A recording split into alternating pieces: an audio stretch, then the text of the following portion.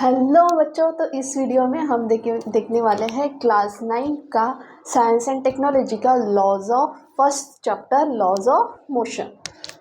ठीक है, क्या देखेंगे? Laws of motion. ठीक है, हम देखेंगे लॉज ऑफ मोशन। इसमें हम देखने वाले हैं मोशन,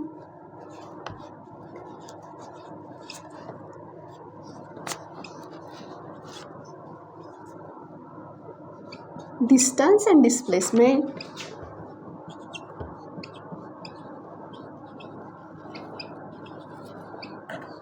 उसके बाद में देखेंगे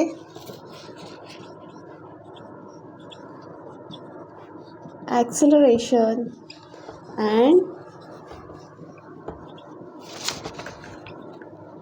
न्यूटन्स लॉज ऑफ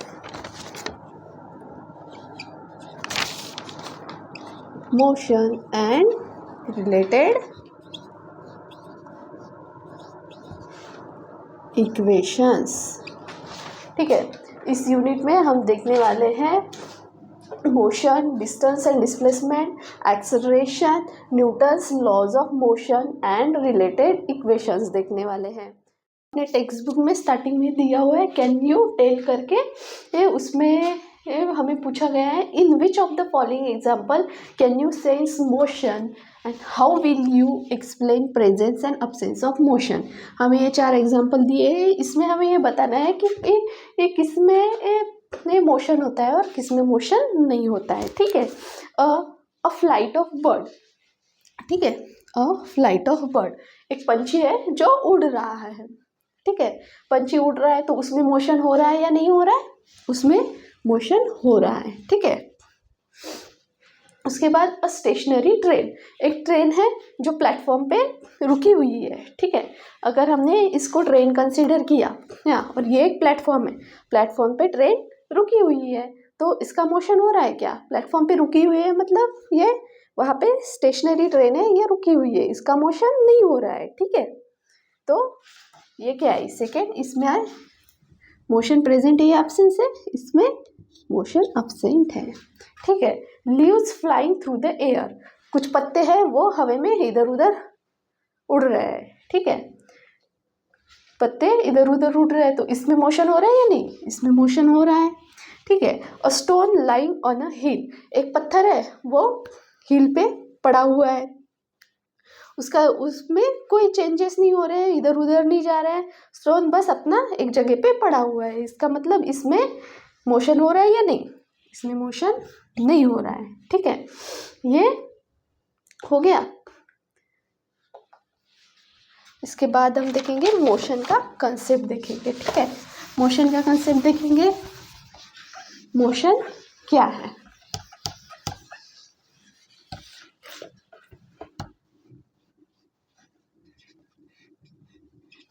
मोशन, ठीक है, a body is said to be in motion when it changes its position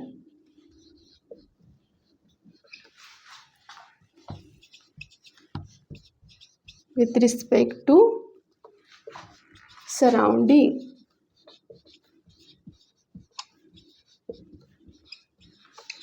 With respect to surrounding, तो मोशन क्या है? मोशन मतलब motion, a body is said to be in motion when it changes its position with respect to surrounding। अगर हमने एक गाड़ी ली यहाँ पे, ठीक है, ये हो गई अपनी गड्डी, ये रास्ते पे है, रास्ते पे पेड़ है कुछ, ठीक है, समझ लो ये पेड़ है। ठीक है, ये यहाँ से यहाँ आ गई, अपनी गाड़ी यहाँ आ गई, ठीक है। बॉडी सॉरी ये अपनी गाड़ी यहाँ से यहाँ आ गई, तो क्या हो गया, पहले ये पेड़ यहाँ से इतने डिस्टेंस पे था, ठीक है, पास में था, और ये यहाँ पे था। अब क्या हो गया, ये गाड़ी से ये पेड़ इतने सारे डिस्टेंस पे आ गया और ये इस पेड़ के पास आ गया। मतलब ये जो बॉडी है अपने सराउंडिंग में अपनी पोजीशन चेंज कर रहा है। पहले ये इसके पास था, अब ये इसके पास चला गया, ठीक है, इसके पास, इसको थोड़ा पास में ले लेंगे। पहले ये इस पेड़ के पास था, अब ये इस पेड़ के पास चला गया, तो क्या हो गया, a body is said to be in motion. हम बॉडी को मोशन में कब कहेंगे, when its changes it position, जब वो अपनी पोजीशन चेंज करेगा विथ रिस्पेक्ट टू सराउंडिंग की चीज़ें वैसे की वैसी है, बस ये बॉडी क्या है, अपनी पोजीशन यहाँ से यहाँ चेंज कर ली है, मतलब ये बॉडी क्या है, मोशन में है। इसको क्या करेंगे हम, इसको क्या कहेंगे, बॉडी मोशन में है, ये चलती रहेगी, तो इसको क्या बोलेंगे, body is said to be in motion. Motion का कंसेप्ट क्या है, a body is said to be in motion when it changes its position with respect to surrounding, ठीक है। ये हो गया मोशन। अब देखेंगे हम रेस्ट क्या होता है। रेस्ट किसे बोलेंगे, रेस्ट में हम बोलते हैं ना बॉडी रेस्ट में है, रेस्ट किसे बोलेंगे, a body is said to be in rest when it does not changes its position with respect to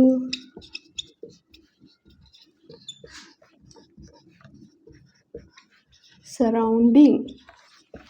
body अगर अपने सराउंडिंग में अपनी पोजीशन चेंज नहीं कर रहा है, उसे क्या बोलेंगे, बॉडी क्या है, रेस्ट पे है, उसे हम बोलेंगे बॉडी रेस्ट पे है।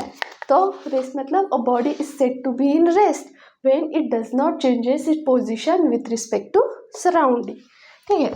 तो मोशन को हम यहाँ पे 2 कैटेगरी में डिवाइड करते हैं। ये देखेंगे आप, क्या मोशन को दो कैटेगरी में डिवाइड करेंगे, कौन से, यूनिफॉर्म एंड नॉन यूनिफॉर्म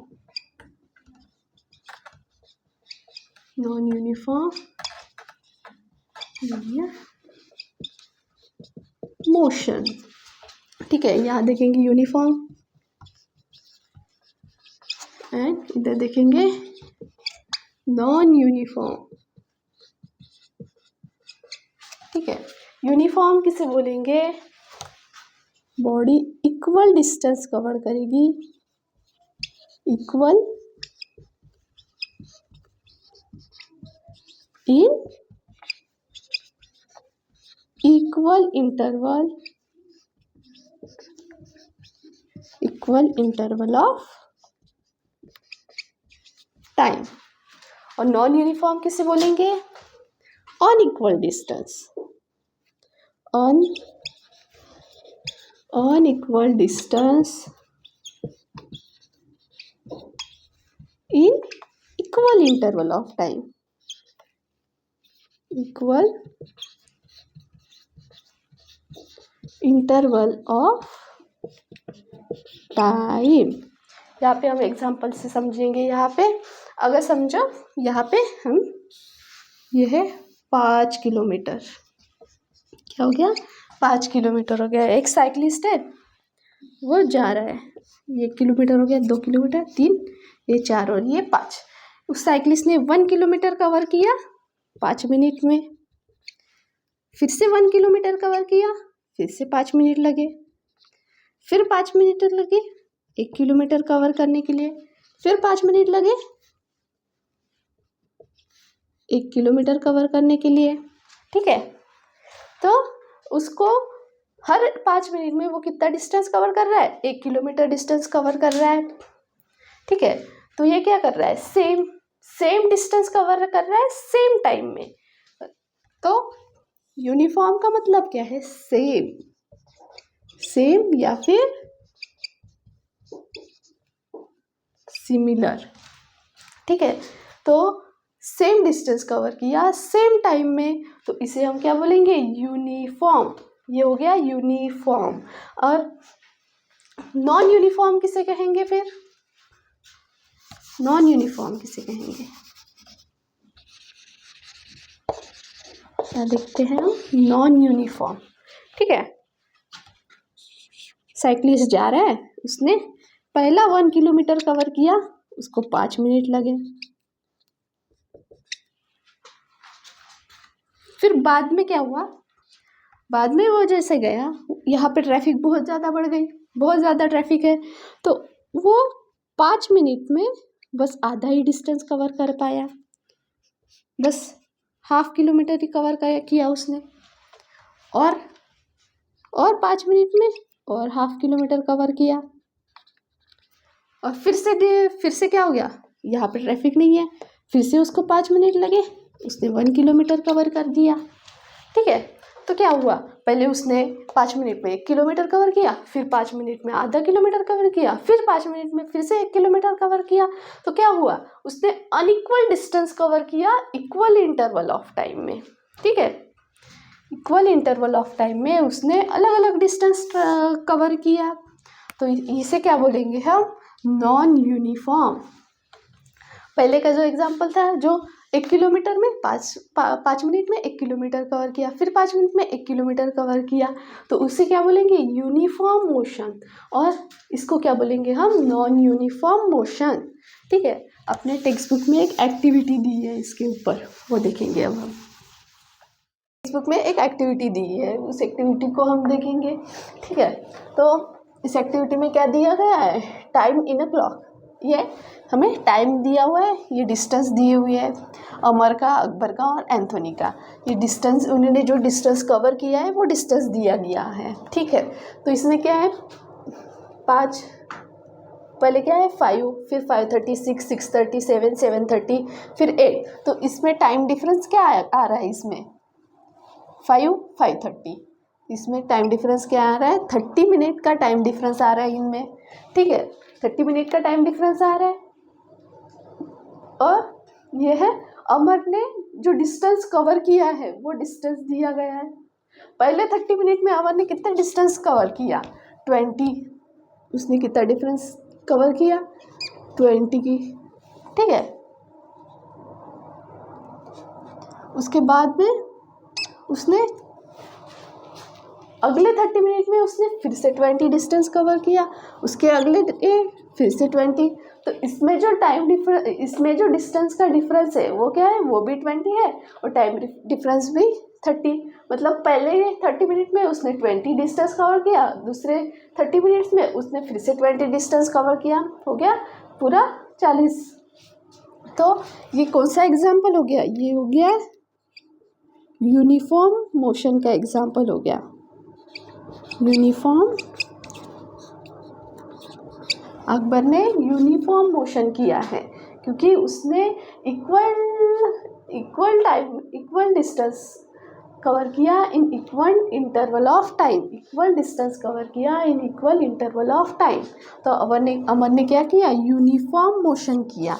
वैसे ही उसके बाद में क्या देखेंगे हम, अकबर ने क्या किया, पहले 30 मिनट में उसने 18 डिस्टेंस कवर किया, उसके बाद उसने डिस्टेंस कवर किया, फिर से 18 डिस्टेंस कवर किया, और उसके बाद में उसने कितना डिस्टेंस कवर किया, ये हो गया बस 6 डिस्टेंस कवर किया।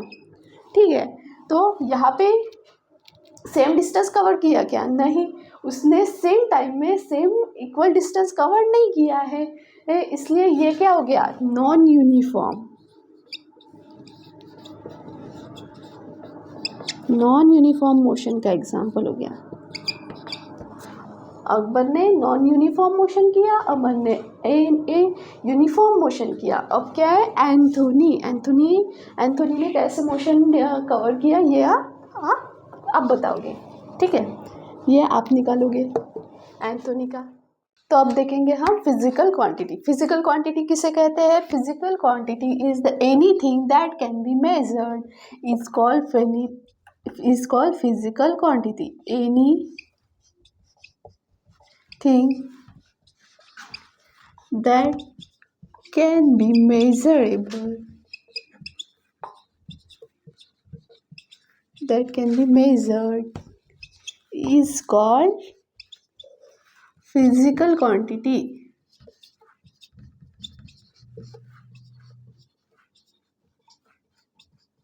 is called physical quantity। जो भी हम मेजर कर सकते हैं उसे हम क्या बोलते हैं? Physical quantity. तो कौन से है इसमें हम देखेंगे स्केलर एंड वेक्टर। क्या देखेंगे? Scalar and vector. स्केलर किसे कहते हैं और वेक्टर किसे कहते हैं, ये हम देखेंगे, ठीक है। फिजिकल क्वांटिटी में क्या देखेंगे हम? फिजिकल क्वांटिटी यहाँ लिखते हैं, physical quantity, scalar and vector. तो पहले हम देखेंगे स्केलर क्वांटिटी किसे कहते हैं। तो स्केलर क्वांटिटी किसे कहते हैं? Quantity which can be described by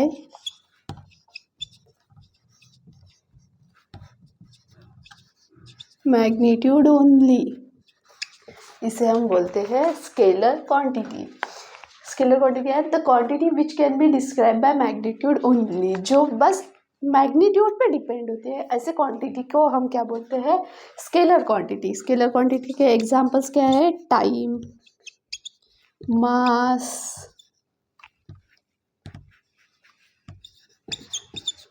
ये क्या हो गए? टेम्परेचर, ये क्या हो गए? स्केलर क्वांटिटी के एग्जाम्पल हो गए।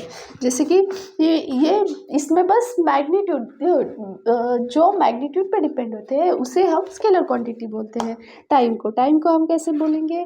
ये 5 मिनट हो गए, इसमें कोई डायरेक्शन की ज़रूरत पड़ेगी हमें? 5 मिनट का ऊपर नीचे आगे पीछे ऐसे कुछ भी ज़रूरत पड़ेगी नहीं, इसलिए 5 मिनट ये क्या हो गया? या इसमें बस हमें मैग्नीट्यूड चाहिए 5, ये क्या है? मैग्नीट्यूड जो बस मैग्नीट्यूड पे डिपेंड होते हैं, ऐसे क्वांटिटी को हम क्या बोलते हैं? Scalar quantity. ये मास हमें क्या बोला? अगर समझो 1 kg राइस, 1 kg मतलब 1 kg, इसमें क्या बस मैग्नीट्यूड की ज़रूरत है। आज का टेम्परेचर कितना है ऐसे बोला, अगर 18 डिग्री सेल्सियस है तो बस यहाँ पे मैग्नीट्यूड की ज़रूरत पड़ती है, तो इसे हम क्या बोलेंगे? Scalar quantity. जो बस मैग्नीट्यूड पे डिपेंड होते हैं उसे हम क्या बोलते हैं? स्केलर क्वांटिटी, ठीक है। इसके एग्जाम्पल हो गए time, mass and temperature. These are the example of scalar quantity. And vector quantity. Vector quantity किसे बोल देंगे फिर? The quantity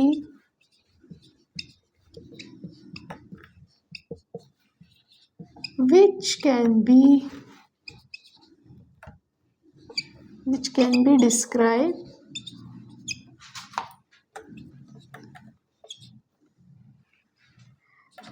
described by magnitude as well as direction।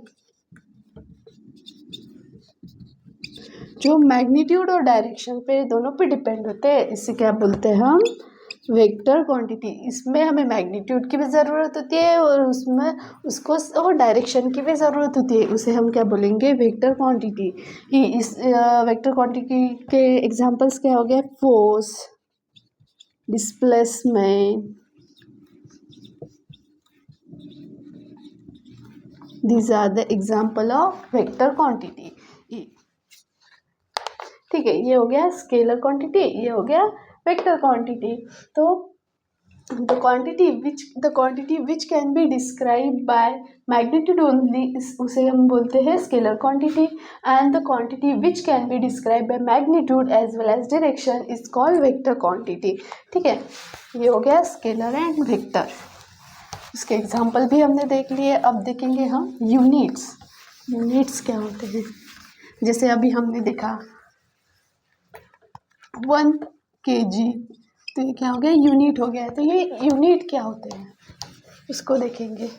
हाँ चलो, तो अब देखेंगे हम यूनिट्स क्या होते हैं. ठीक है,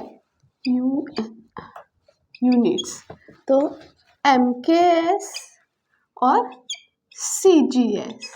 ठीक है, M फॉर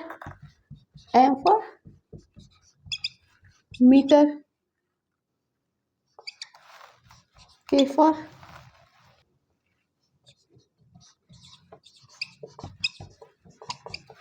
और S for metre, kilogram and second. ठीक है, यूनिट्स में क्या? MKS metre, kilogram, second. और CGS में C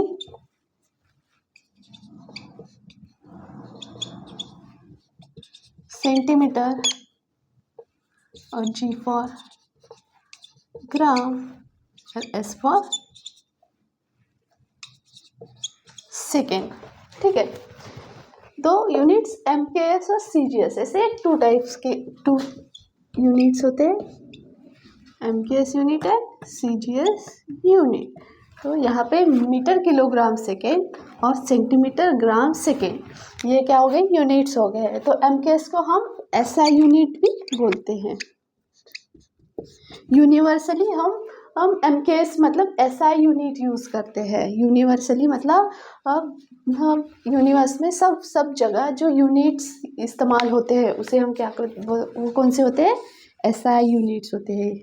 ठीक है, SI यूनिट का लॉन्ग फॉर्म क्या आएगा? System international unit. System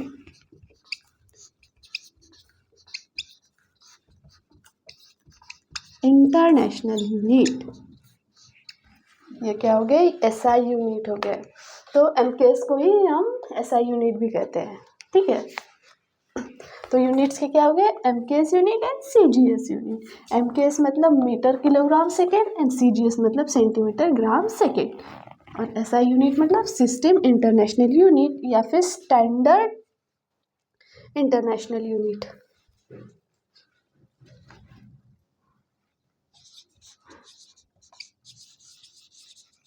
standard